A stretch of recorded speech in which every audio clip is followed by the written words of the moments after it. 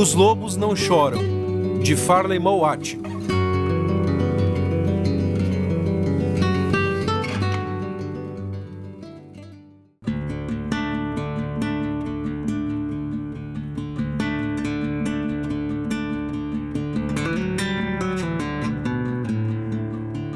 Capítulo 6. A Toca.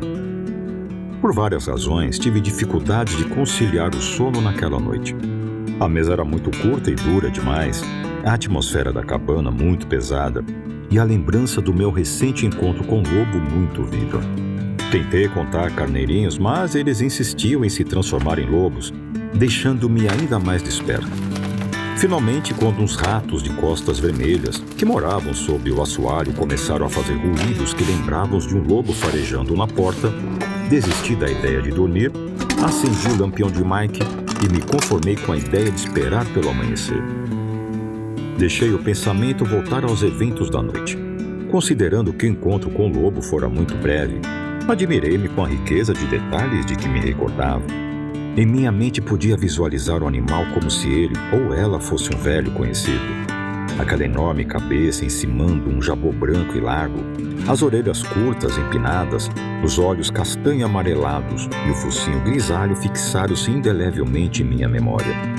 O mesmo aconteceu com a imagem do salto do lobo, um movimento leve e vigoroso de um animal do tamanho de um pônei, que me transmitia a ideia clara de uma força mortal.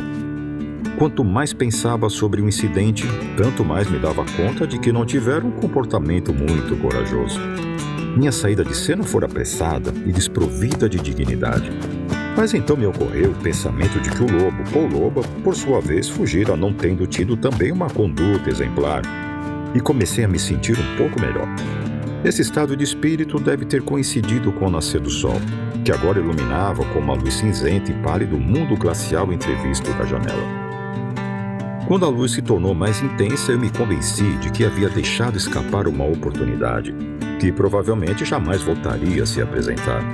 Fui tomado pela ideia de que deveria ter seguido o lobo e me esforçado por conquistar sua confiança, ou pelo menos por convencê-lo de que não tinha má vontade em relação à sua espécie. Àquela altura já estavam em atividade os gaios do Canadá, que todas as manhãs vinham à frente da cabana recolher os detritos. Acendi o fogão e preparei meu café da manhã. Em seguida, resoluto, coloquei um pouco de comida no mornal, conferi a munição da carabina e do revólver, pendurei o binóculo no pescoço e saí para reparar o malogro da véspera. Meu plano era bastante simples. Pretendia ir diretamente até o lugar onde vi o lobo desaparecer, descobrir sua trilha e segui-la até encontrá-lo.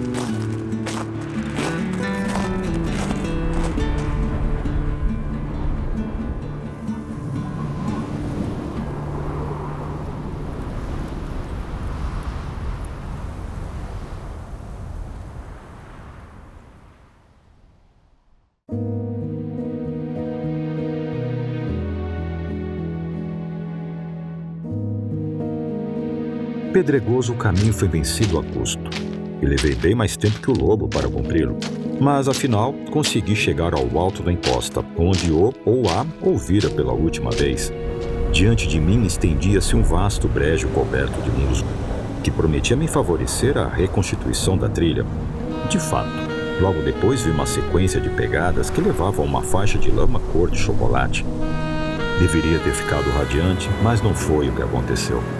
A verdade é que a visão das pegadas do lobo foi uma revelação para a qual eu não estava preparado. Uma coisa é ler um livro teórico que as impressões deixadas pela pata de um lobo polar medem 15 centímetros de diâmetro. Mas ver essas mesmas impressões bem diante de si em sua crua enormidade é outra coisa bem diferente. Elas agem como uma ducha fria sobre o seu entusiasmo. As colossais impressões diante de mim, dignas de um mamute, combinadas com uma passada de 1 metro, sugeriam que o animal que eu estava me propondo a perseguir tinha aproximadamente as mesmas proporções de um urso cinzento. Estudei por bastante tempo aquelas impressões, e talvez teria podido estudá-las ainda mais se não tivesse descoberto que havia esquecido minha bússola. Seria uma imprudência continuar a andar sem bússola num deserto destituído de qualquer referencial, e assim decidi, embora a contragosto, voltar à cabana.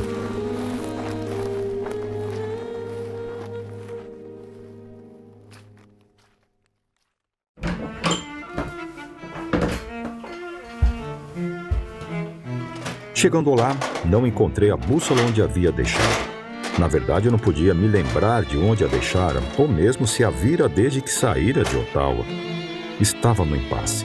Mas para não perder tempo, apanhei uma das obras padrão com que o ministério me havia equipado e consultei o capítulo sobre lobos. Naturalmente, já havia lido este capítulo muitas vezes antes, mas algumas de suas informações mais importantes não haviam se fixado com clareza em minha mente. Agora, tendo a capacidade de visualização aguçada pelo conjunto de pegadas reais de lobo, reli o trabalho com um novo interesse. Os lobos do Ártico, me informava o autor, eram a maior das muitas subespécies do Canis lupus. Foram examinados espécimes que pesavam 77 quilos, mediam quase 2,5 metros da ponta do nariz à extremidade da cauda e tinham quase 1,10 m de altura.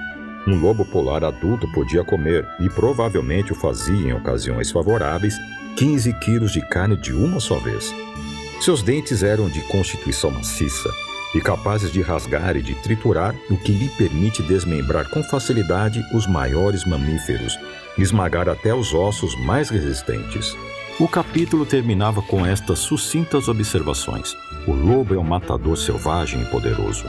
É um dos mais temidos e odiados animais conhecidos pelo homem e com excelente razão. A razão não era explicitada, mas, de qualquer modo, teria sido supérflua. Fiquei muito pensativo durante o resto do dia. E houve momentos em que me perguntei se minhas esperanças de conquistar a confiança dos lobos não eram demasiado otimistas. Quanto a demonstrar-lhes que não tinha má vontade em relação a eles, não havia nenhum problema. Mas isso de nada adiantaria caso não houvesse reciprocidade.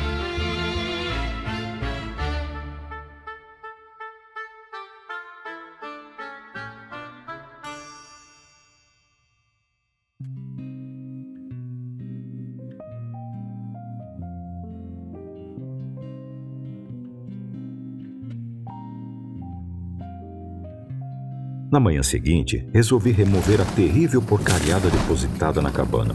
E na faxina, encontrei a bússola. Coloquei-a no parapeito da janela enquanto terminava o trabalho.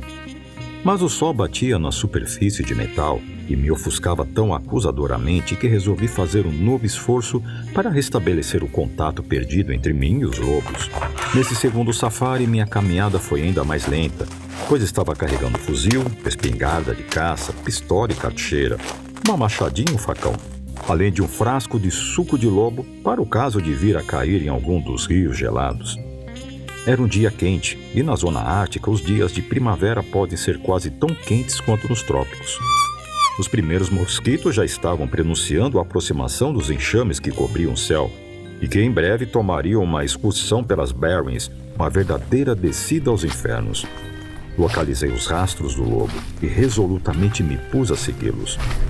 A trilha me fez percorrer várias milhas de pântano, mas apesar de as patas do lobo terem afundado só uns 7 ou 8 centímetros, meus pés chegaram até a camada sólida do gelo que ficava a uns 30 centímetros da superfície. Foi com grande alívio que finalmente deparei com uma elevação pedregosa, onde todos os vestígios das pegadas do animal haviam desaparecido. Tentei voltar a encontrá-las, mas, para dizer a verdade, sem muito empenho. Ao olhar à minha volta, vi estender-se até o horizonte, que bem podia ser o mar, um mundo melancólico de musgo enovelado e de pedras estilhaçadas pela geada. Em toda a minha vida jamais me sentia tão só. O ronco auspicioso do motor de um avião não quebrava o silêncio daquele céu vazio. Nenhum barulho de tráfego fazia o chão trepidar. Somente o assobio incorpóreo de avives invisíveis indicava a existência de vida em alguma parte dessa terra lunar onde não havia nenhuma árvore. Encontrei um nicho entre algumas pedras cobertas de líquens e, espremido nele, almocei. Em seguida peguei o binóculo e comecei a esquadrinhar a paisagem árida em busca de sinais de vida.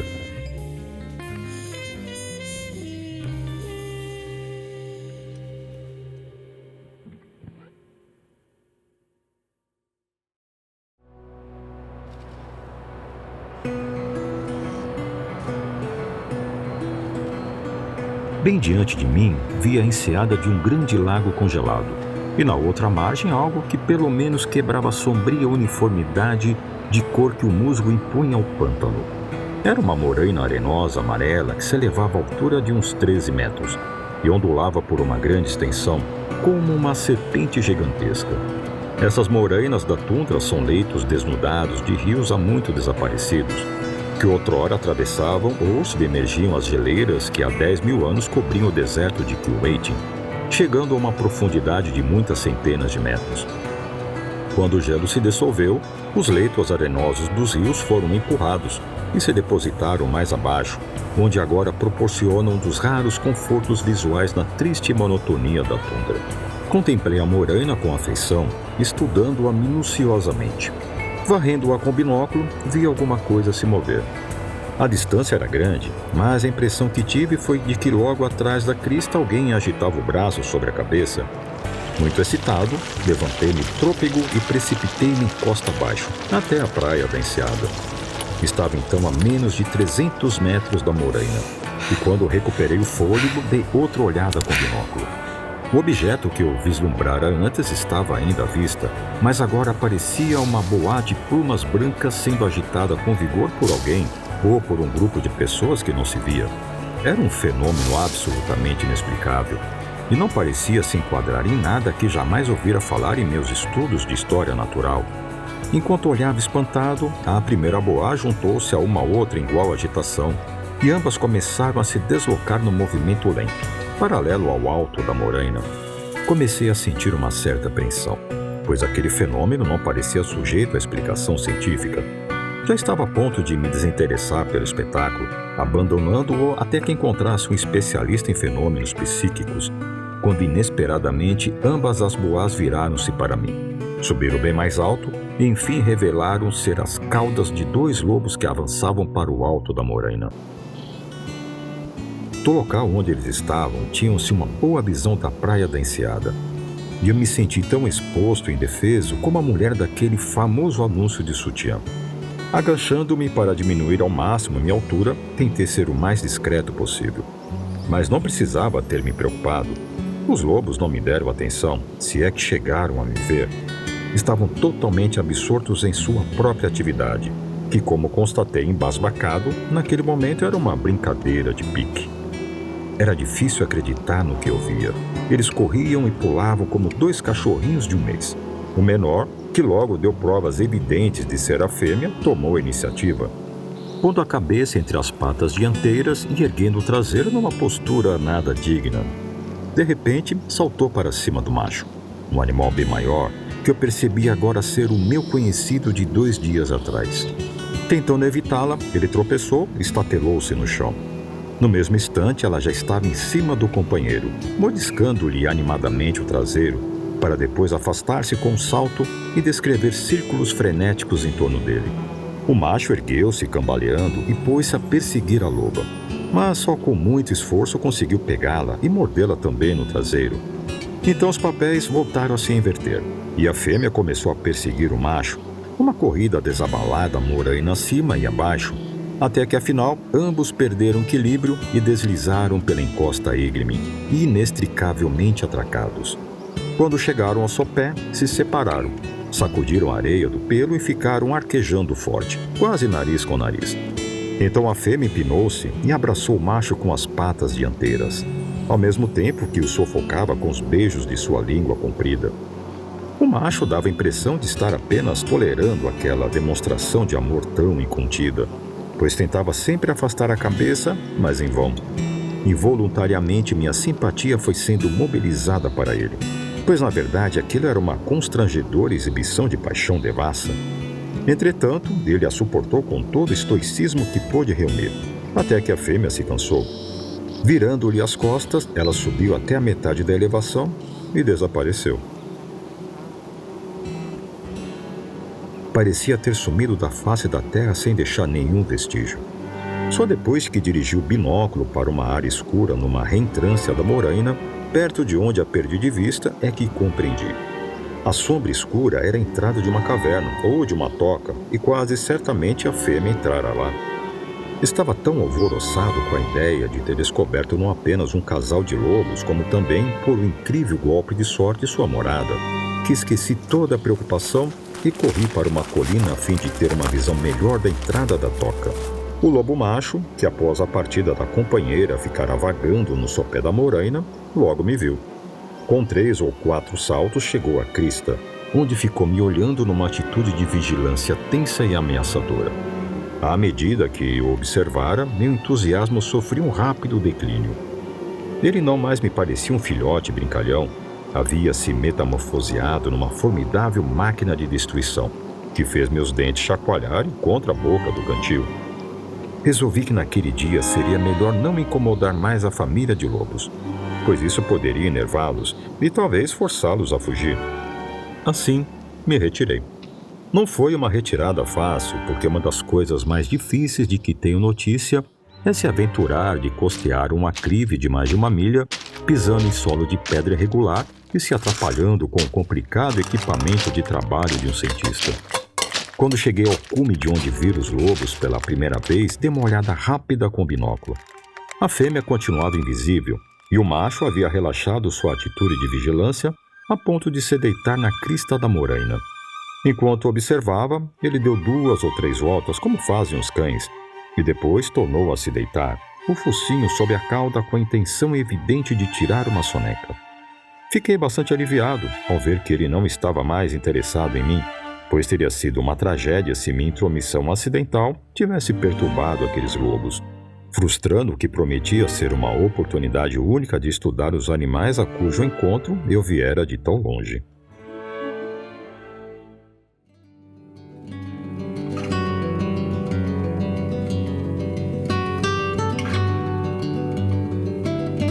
Os Lobos Não Choram, capítulo 6, A Toca. Direção, Lucas Saguista. Assistente de produção, Andy Fonseca. Tradução, Maria Cristina Guimarães Aranil e Vanderlei Rodrigues da Silva. Narração, Carlos Alberto Neves. Edição de áudio e sonoplastia, Natan Prado. Revisão técnica, Andy Fonseca, Jefferson Santos e Rogério Batista. Encerramento, Lucas Saguista. Esse projeto conta com os seguintes incentivadores: Alódia Perch Royer, Anderson Viana, Andy Fonseca, Caetano Grego, Carlos Alberto Nunes, Daniela Sakai, Elbio Duarte Júnior, Jefferson Santos, Guilherme Rodarte, Guilherme Santos, Guilherme Vitielli, Hiroshi Kozonoi, Ivo Mateus Lopes, Jesus Ederaldo Barbosa, Josiane Santiago, Julian von Karma, Júlio César Castro, Kenzo Kozonoi, Leandro Matos, Lucas Saguista, Manuela Gabarruz, Mariana Araújo, Melânia Fiô, Mi Kozonoi, Natan Prado, Patrícia Kozonoi, Regina Santiago, Rejane Santiago Barbosa e Laila Moraes. Encerramento, Lucas Saguista. Essa é uma produção do Quartel Canvete Studios.